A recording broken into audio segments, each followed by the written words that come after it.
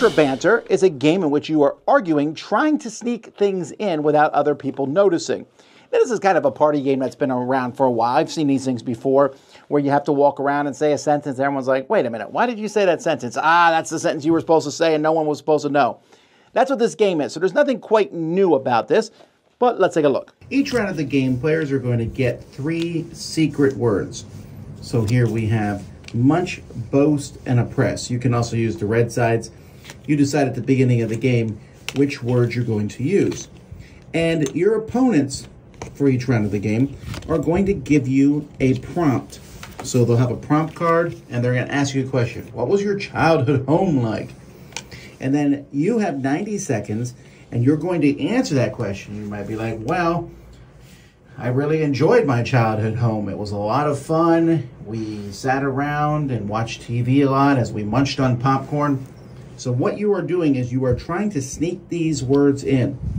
The opposing team, the listener team, they can stop the timer at any point and call out a word. If they're correct, then they've gotten that word. They're going to get a point for their team.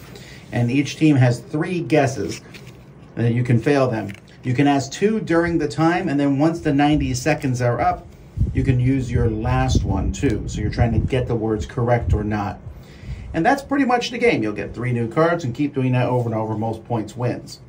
There's also some mark cards you can play where you turn over a card and nobody can say that word at any point. So that one is yes. Here we have only.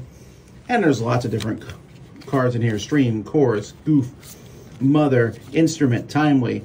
Proper names are allowed. You're allowed to use homonyms. It could be part of a word, but it has to be clear. The other people have to be able to understand the words, and it has to make sense in the context of the question. That's how you play. I enjoy Contra Banter. I find it to be a pleasant undertaking, but I can't give it a seal of approval. It's a 6.5. It's close. The reason I can't is because the game is too easily busted. And it's not even busted by someone trying to break the game. A lot of party games don't work if someone plays them not the way they're supposed to be played and they're just trying to win. But in this one, you are trying to win. And so if my word is giraffe, well, I can say, man, I went to the zoo and I saw a hippopotamus, an elephant, a giraffe, a bear, and a lion. And I just said a bunch of words that you don't know which one they are. So that's what you do in this game. You just add a bunch of other words. And so the person they're guessing, they're just kind of guessing. They're like, well, there was 3 words that you would never use. Pick one of them. And that's what it comes down to every time. And then some people are just really bad at it. But I do enjoy the conversations. I do enjoy going back and forth and answering the question, and you're like, and I did this and this and this, and I'm cognizant of that fact. And the person's like, cognizant? Why would you say that? That's got to be the word. No, they wouldn't put a word that long in the game. So it's enjoyable. I don't know that it's one that I would buy. And like I said, this is not particularly a new concept. There's a lot of games that have done this before.